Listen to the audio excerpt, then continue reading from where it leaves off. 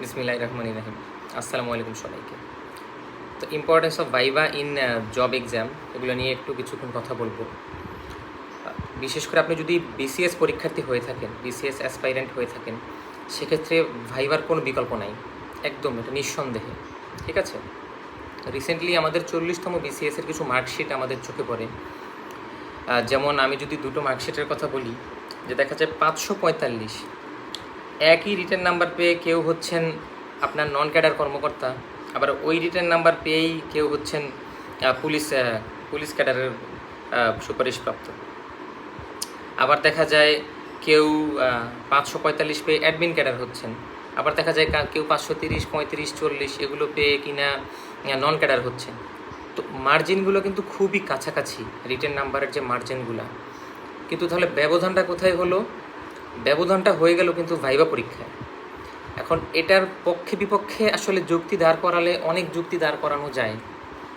অনেকে বলে কেন এত নাম্বার ভাইভায় দেওয়া দরকার, বাট বর্তমান যে নিয়ম চলতেছে এই সিস্টেমেই কিন্তু আসলে আমাদের সবাইকে পরীক্ষা দিতে হবে।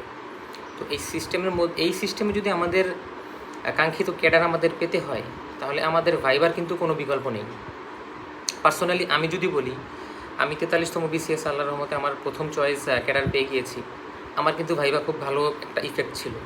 আমার নাম্বারও আমার মনে হয় এরকমই হবে, 535, 40 বা 545 এরকমই। আমার নাম্বারটাও হয়তো রিটেনে এরকমই হবে, সেটা ভবিষ্যতে বুঝতে পারবো।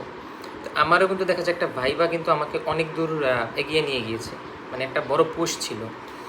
এখন এর যদি আমি পক্ষে বিপক্ষে বলা যায় অনেক কিছুই, তবে ভাইবার প্রয়োজনও আছে। কারণ কি, আপনি যখন ধরেন আপনি যদি পুলিশ বা প্রশাসন এই ক্যাডার কর্মকর্তা যদি হতে চান, বা ধরেন আপনি রাজস্ব, আপনি ট্যাক্স, অডিট, ফরেন অ্যাফেয়ার্স, এই যে প্রথম সারিতে যে ক্যাডারগুলো আমরা সবাই রাখি সাধারণত, এই ক্যাডারগুলোতে দেখা যায় আপনার কিন্তু অনেক পাবলিক মিক্সিংয়ের প্রয়োজন হয়। আপনি ফরেন অ্যাফেয়ার্সে গেলে আপনি কিন্তু আপনার কান্ট্রিকে বিদেশে রিপ্রেজেন্ট করতেছেন, এটা কিন্তু একটা বিশাল অনার।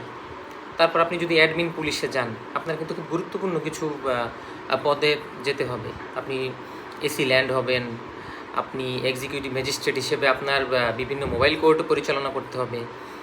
তারপরে হচ্ছে ইউএনও হবেন, আপনি ডিসি হবেন, এদিকে পুলিশে গেলে সার্কেল অফিসার হবেন, এসপি হবেন। তো ব্যক্তিগতভাবে আমি কিন্তু নির্বাহী ম্যাজিস্ট্রেট, এই ব্যাপারটা কিন্তু আমি খুব কাছ থেকে দেখেছি। আমি আমার বর্তমান চাকরি সূত্রে আমি হেলথ সেক্টরের কিছু যে মোবাইল কোর্ট, সেগুলো আমি হেলথ সেক্টরের রিপ্রেজেন্টেটিভ হিসেবে আমি উপজেলায় মোবাইল কোর্টে 2-3 বার গিয়েছি। এখানে কিন্তু যিনি নির্বাহী ম্যাজিস্ট্রেট থাকেন, এসি ল্যান্ড থাকেন, বা যিনিই থাকেন, ইউনো স্যার অনেক সময় থাকেন, তো এখানে কিন্তু আপনার অনেক আপনার ওয়ে অফ অ্যাপ্রোচ, আপনার পাবলিক ডিলিং, আপনার কনভিন্সিং ক্যাপাবিলিটি, এগুলো কিন্তু এই চাকরিগুলোতে খুব ইম্পর্টেন্ট। এই জন্য কিন্তু আপনার বর্তমানে কিন্তু এই যে ভাইভাই কিন্তু এই ব্যাপারগুলোই কিন্তু আপনার দেখা হয়, যে আপনার অ্যাপ্রোচটা কেমন, আপনি যে কথা বলতেছেন, আপনার বডি ল্যাঙ্গুয়েজটা কী, আপনার কথা কি খুব কর্কশ হচ্ছে নাকি একটু স্মার্ট নরমভাবে আপনি কথা বলছেন, এটা দেখার জন্যই কিন্তু ভাইভা। এই জন্য আপনারা ভাইভাটাকে সবাই খুব সিরিয়াসলি নেবেন। অনেকেই বলে যে ধুর, ভাইবার তো কোনো প্রিপারেশন নাই না, তারপরেও আপনারা ভাইভাটা সিরিয়াসলি হয়ে একটু প্রিপেয়ার হবেন। কারণ এই ভাইবার 200, আপনি যদি ভাইবার 200তে যদি কেউ দেখা যায় 105, 110 পাবে, কেউ 150, 60, 70ও পাবে। হ্যাঁ, এটা board by board definitely vary করবে। আমি যেমন কথা বলতেছি, এই ভিডিওটা কারো ভালো লাগবে, কারো খুব মেজাজ গরম হয়ে যাবে। এটাই আসলে perspective. Board by board, person to person vary করবে। তারপরেও ভাইভাটাকে সিরিয়াসলি নিয়ে আমাদের ভাইভায় অবশ্যই স্মার্টলি যেতে হবে। স্মার্টলি কথা বলে ভাইভাতে কিন্তু আপনার একটা খুব ভালো মার্ক ক্যারি করতে পারবেন। এই জন্য ভাইভাটাকে সবাই খুবই ইম্পর্টেন্ট দিবেন।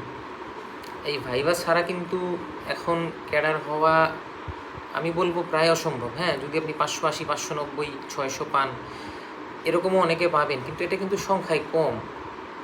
বেশিরভাগই কিন্তু আপনি দেখবেন 540, 45, 50, 60, 65 এই রেঞ্জেই কিন্তু আপনার বেশিরভাগ নাম্বারগুলো থাকে। 580, 590, 600 এরকমও অনেকে পাবে, তাদের ভাইবার চাপটা কম, কিন্তু সংখ্যায় কিন্তু ওনারা খুবই কম। এই জন্য ভাইবাটাকে খুব ইম্পর্টেন্টভাবে আপনারা নেবেন। বিশেষ করে যারা 44তম বিসিএস পরীক্ষার্থী আছেন, আগামী 8ই মে থেকে আপনাদের ভাইবা শুরু। আপনারা ভাইবা রিলেটেড আপনাদের প্রিপারেশন নিতে থাকেন, তারপর স্মার্টলি ভাইবাতে যাবেন। আমি আমার ভাইবা অভিজ্ঞতাটা একটু শেয়ার করি। যেমন ধরেন, আমি ভাইবাতে গিয়েছি, তখন আমার দেলোয়ার স্যারের বোর্ড ছিল। জাস্ট ছোট্ট করে বলি, ডিটেলসে আমি পরে আবার বলবো না। দেলোয়ার স্যারের যে বোর্ড, এই বোর্ডে মোট ছিলাম আমরা 14 জন। আমি ছিলাম হচ্ছে 10ম ব্যক্তি। তো আমি যখন ঢুকলাম, ঢোকার পরে যারা পিএসসিতে ভাইবা দিয়েছেন তারা জানেন, বিশাল একটা রুমের মাঝখানে স্যাররা, ফ্রন্টে দেলোয়ার স্যার ছিল, দুই পাশে টেবিলের দুই পাশে 2 এক্সটার্নাল স্যার ছিলেন, আমি ছিলাম একটু দূরে একটা চেয়ারে বসা ছিলাম। তো দেলোয়ার স্যার কিন্তু মানে আমার কাছে মনে হয়েছে যে দেলোয়ার স্যার ফুল টাইম পর্যবেক্ষণ করেছে আমাকে পুরোটা সময়। স্যারের পর্যবেক্ষণ ক্যাপাবিলিটি এত বেশি,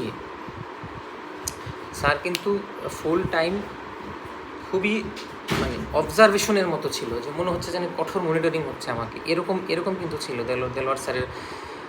আমার ফুল অ্যাপ্রোচ, কীভাবে আমি কথা বলেছি। আর দেলোয়ার স্যার কিন্তু খুব ইংরেজি ছাড়া কিন্তু দেলোয়ার স্যার কথা বলেন না, জন্য আমার স্পোকেন ইংলিশটাও মোটামুটি আল্লাহর মধ্যে কাজে দিয়েছিল, স্পোকেনে ফ্লুয়েন্ট ছিলাম। তো সেটা বললাম যে স্যাররা কিন্তু, এক্সটার্নাল স্যার বলেন, দেলোয়ার চেয়ারম্যান স্যার বলেন, তারা কিন্তু ফুল অবজারভেশন করে আমাদের, একদম কিভাবে আমরা কথা বললাম, আমাদের কনফিডেন্স লেভেল। তো এই জিনিসগুলো কিন্তু, এটাই কিন্তু আসলে ভাইবার মূল ব্যাপার, যে আপনি সুন্দর করে কথা বলতে পারলেন কি না। ঠিক আছে? তো আপনারা সবাই আপনাদের মতো করে ইম্পর্টেন্সের সাথে ভাইবার জিনিসটাকে সিরিয়াসলি নেবেন। ইনশাল্লাহ সবাই সবার কাঙ্ক্ষিত ক্যাডার পেয়ে যান। আমি সবাই জন্য সেই দোয়া করি। তো সবাই ভালো থাকবেন। আসসালামু আলাইকুম।